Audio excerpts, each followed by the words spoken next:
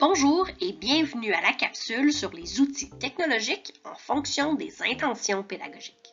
L'intention pédagogique est en lien avec les résultats d'apprentissage et les critères de réussite des pratiques pédagogiques de l'évaluation au service de l'apprentissage et de l'évaluation en tant qu'apprentissage, alors ce qu'on appelle l'Inukshuk. Il s'agit de la base qui permet à l'élève de savoir ce qu'on attend de lui et de rendre son apprentissage visible. Tout ce qu'on présente aux élèves doit venir d'une intention pédagogique choisie en fonction du profil de classe et de la séquence d'apprentissage. Ainsi, puisque la planification nous permet de cibler nos intentions pédagogiques, les outils technologiques, eux, nous permettent de rendre vivante la planification. On ne choisit pas une application, logiciel ou site web sans qu'il soit en lien avec notre intention pédagogique. La technologie, c'est bien, mais l'utilisation de la technologie au profit d'une planification, c'est mieux. Sans avoir une liste exhaustive d'intentions pédagogiques, certains verbes d'action sont plus populaires dans nos planifications et nous avons regroupé certains de ces mots de manière à vous présenter des applications, logiciels et sites web en lien avec ces intentions pédagogiques. Malgré la distance, lorsque nous sommes en ligne, les compétences transférables communiquer et collaborer doivent tout de même être travaillées. Ainsi, lorsque nous sommes à distance, pour travailler ces éléments, il nous faut des applications, des logiciels ou des sites web qui permettent une contribution de l'élève et permettent également une collaboration entre ces derniers.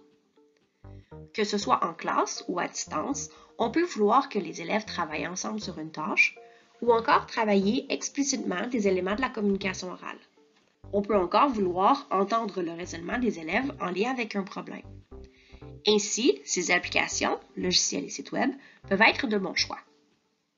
Les avantages à utiliser ce type d'outils est d'offrir aux élèves une plateforme pour partager leurs idées, faire entendre la voix de l'élève, diversifier le type d'échange entre les élèves et diversifier les productions, tirer profit des communications faites à la maison lors des échanges à l'école. Flipgrid est souvent associé à la communication orale puisque l'application permet à l'élève de contribuer oralement à un sujet. OneNote et Padlet permettent une contribution de l'élève et permettent également aux élèves de travailler sur une tâche commune en temps réel. Whiteboard, Sway, BookReader et Canva permettent également aux élèves de contribuer en temps réel. Présenter, représenter et créer.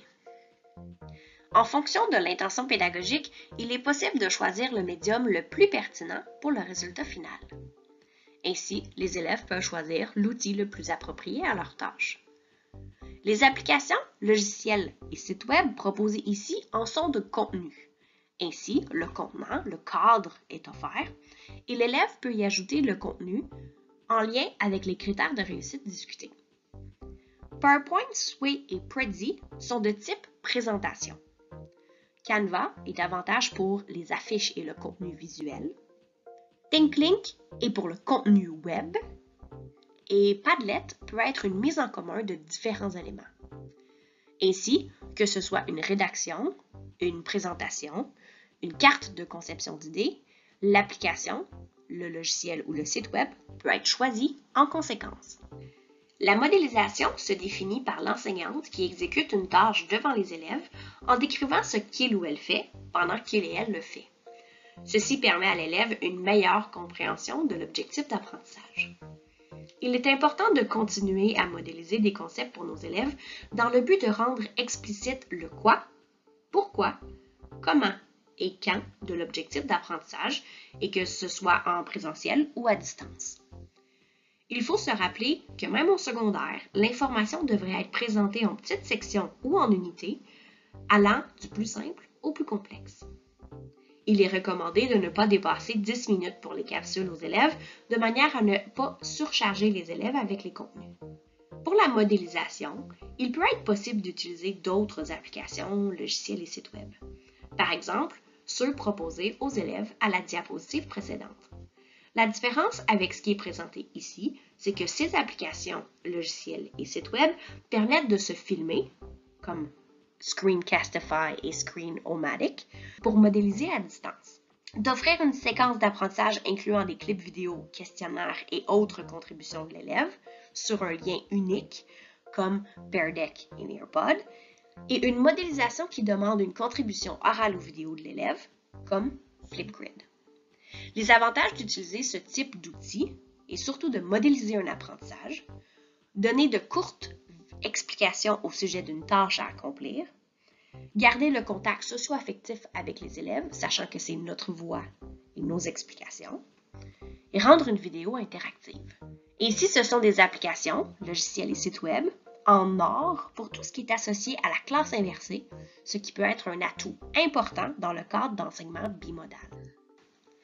Malgré le fait que notre but ultime est toujours l'apprentissage des élèves, il est nécessaire pour l'enseignant d'avoir des portraits authentiques quant au cheminement de ses élèves pour mieux cibler les prochaines étapes. Ainsi, l'évaluation au service de l'apprentissage et en tant qu'apprentissage est essentielle. Socrative, Quizzes et Forms sont des options pour envoyer aux élèves des questionnaires à réponses multiples ou à réponses construites. Pear Deck et Nearpod permettent à l'élève de répondre à des questions à l'intérieur de la présentation et donnent à l'enseignant les réponses de chacun. Live Worksheet permet de transposer une évaluation écrite en évaluation en ligne où les réponses sont tapées plutôt qu'écrites. Flipgrid permet à l'élève de donner ses réponses à l'oral et ThingLink permet à l'élève de construire une page web où plusieurs éléments sont insérés. Les avantages d'utiliser ces outils technologiques sont la création des questionnaires pour l'enseignement hybride ou à distance, l'évaluation des apprentissages en direct, la création de billets d'entrée et de sortie pour l'évaluation des acquis, de la gestion de classe et la vérification du bien-être des élèves, l'élaboration d'un portfolio et la rétroaction qui est facilitée à l'intérieur des applications. Lorsque votre choix d'outils technologiques est fait, gardez en tête la modélisation de ce que vous attendez dans l'utilisation de l'application, logiciel ou site web est importante.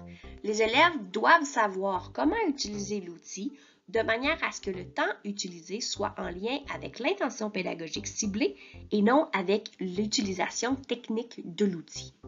Sachant que nous avons une diversité d'élèves dans nos classes et que tous les élèves sont différents et ont des intérêts différents, il peut être intéressant, voire parfois indispensable, de diversifier les outils qu'ils utiliseront de manière à les garder engagés et au centre de leurs apprentissages. De manière à ludifier votre différenciation des applications, logiciels et sites web, voici un bingo qui vous permet d'être plus intentionnel dans ce que vous proposez à vos élèves. Vous pensez être capable de faire une ligne? Ou même une carte pleine? Assurez-vous toutefois que l'application, le logiciel ou le site web que vous choisissez est en lien avec votre intention pédagogique. Le bingo est disponible sur le pupitre pédagogique virtuel pour le téléchargement. Également pour vous aider, ce tableau des outils de la suite 365 de Microsoft peut vous aider à choisir le bon outil pour la bonne intention. Plusieurs de ces fonctions peuvent être des éléments clés pour la réussite des élèves en difficulté. Éléments clés à retenir. Ce sont les intentions pédagogiques ciblées lors de la planification qui dictent les applications, logiciels et sites web à utiliser et non l'inverse. Une modélisation des outils est nécessaire. Il faut réfléchir à ce qui peut être travaillé en classe et ce qui peut être fait à distance de manière à optimiser l'apprentissage. Il est possible d'utiliser les outils en lien avec les intentions pédagogiques de manière à engager les élèves à une tâche et il est pertinent de diversifier les outils pour maximiser l'engagement des élèves. Voici quelques ressources qui peuvent vous aider. Sur la chaîne YouTube de Aide Pédago, vous trouverez une série de tutoriels sur les différentes fonctions dans Teams et autres. Vous trouverez également la série Toute la classe recommande qui présente de courts vidéos pour l'utilisation d'outils discutés dans cette capsule. Et le courriel de Aide Pédago.